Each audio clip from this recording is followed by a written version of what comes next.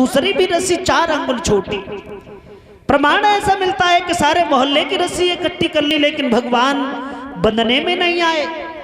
फिर समझ में एक बात नहीं आई, ऐसा लगता है कि वो रस्सी छोटी हो जाती है, भगवान का शरीर मोटा हो रहा है।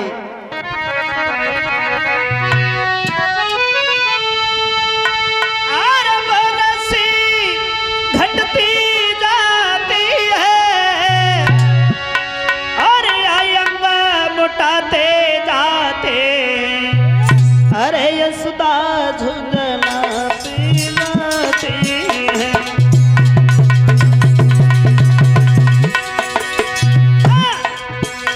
यशोदा झुंझलाती जाती है, बहन मुस्कुराते जाते हैं। यशोदा झुंझलाती जाती है।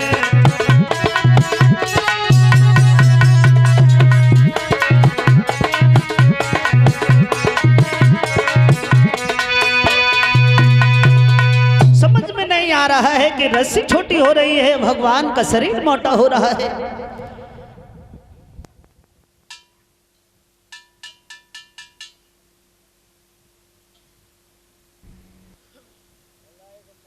और उसी समय नतीजा ये हुआ है सज्जनों, भगवान ने माँ को उदास देखा है तो जवाब दिया, मैया आप हमें बांधना चाहते हो तो ये सारी रस्सी हटाओ, घर वाली जो रस्सी है उसी में हमें बांधो। तो भगवान एक ही रस्सी में बंध गए। ये ऐसा इसलिए हुआ, माँ यशोदा भगवान को क्रोध में आकर के बांधना चाह रही थी, और क्रोध में तो भगवान को कोई बांध ही नहीं सकता है, वो तो प्रेम के बंधन में स्वयं बंध जाते हैं।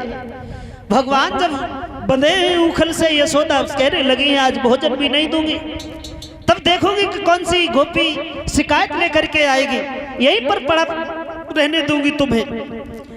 और उसी समय भगवान उखल से बंध गए, यशोदा मैया घर के काम में लग गई।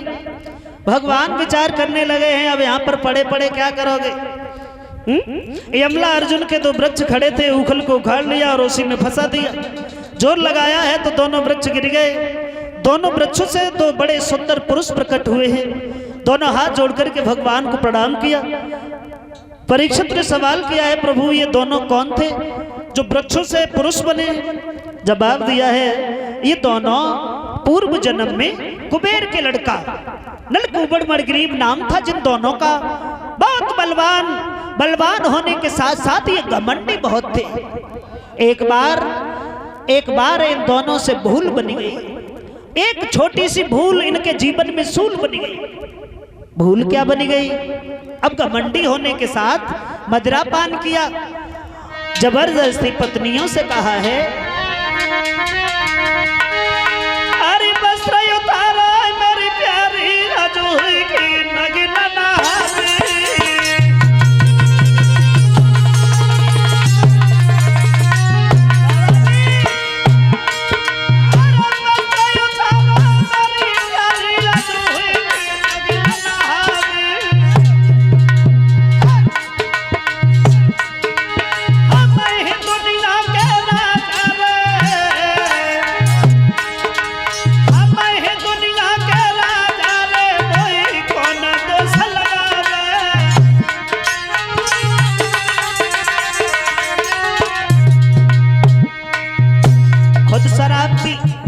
पत्नियों से कहा है कि आप भी निर्वस्त्र होकर के हमारे साथ सरोवर में स्नान करो।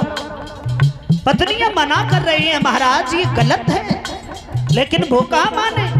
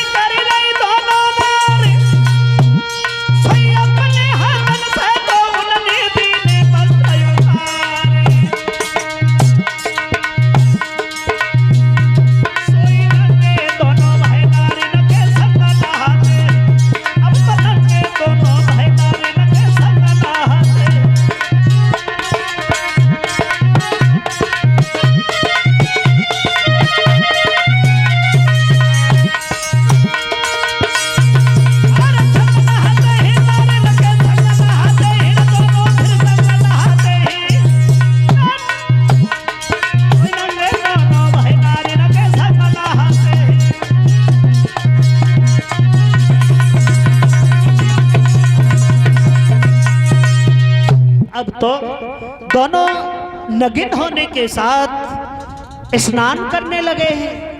लेकिन नतीजा यह हुआ कि उधर से महात्मा नारद आए। नारद को देखकर के स्त्रियों ने वस्त्र धारण कर लिए, लेकिन वो दोनों नगिन अवस्था में ही खड़ी रही।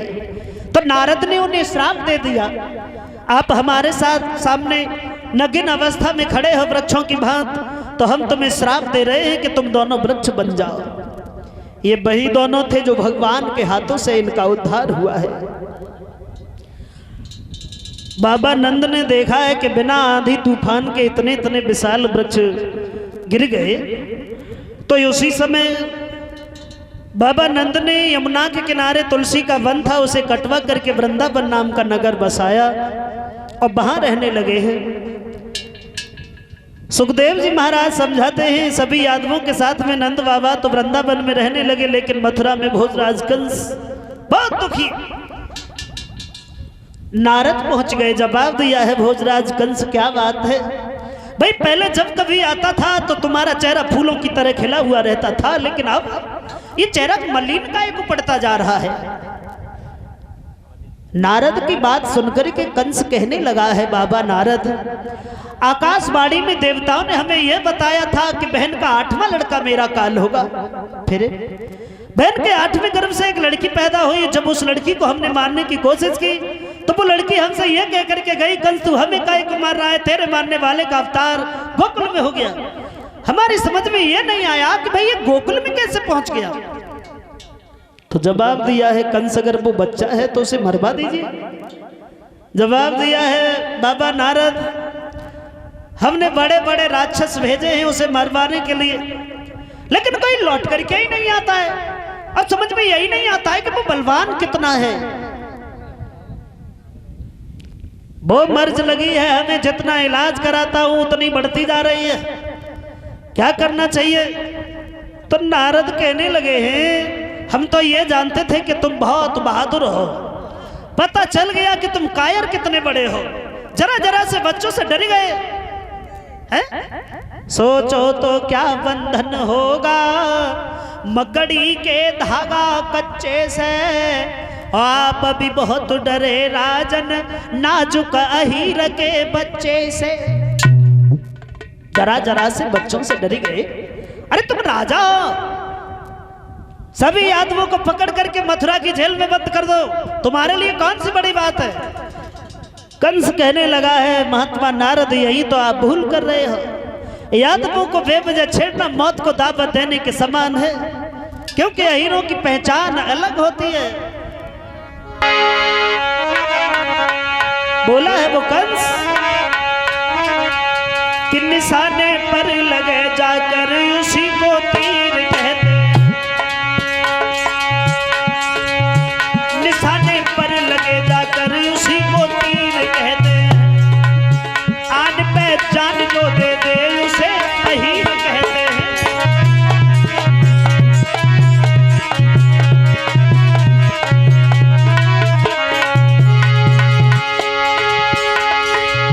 निशाने पर लगे जाकर उसी को तीर कहते हैं, आन पहचान जो दे दे उसे अहीर कहते हैं, आन पहचान जो दे दे उसे अहीर कहते हैं।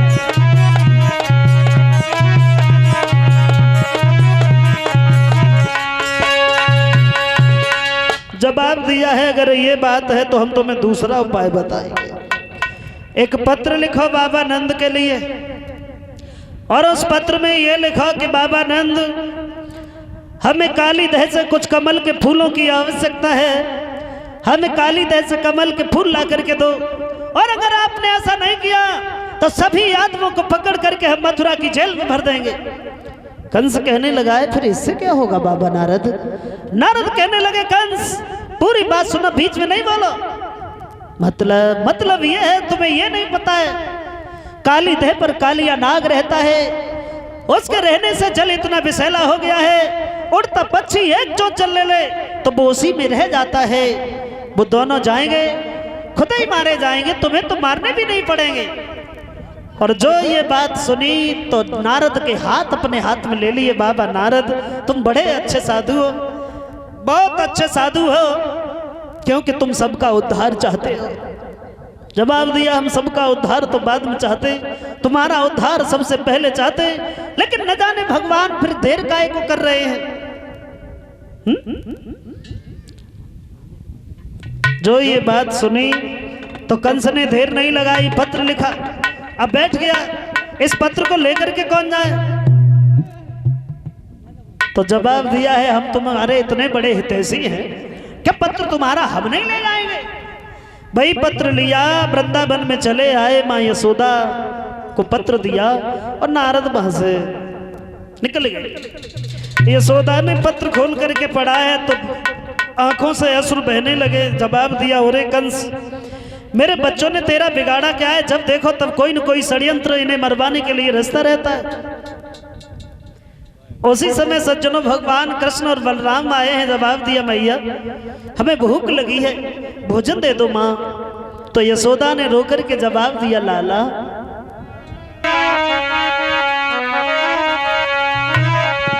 तो मैया बोली, रोटी खाई ले और अंतिम दिन माखन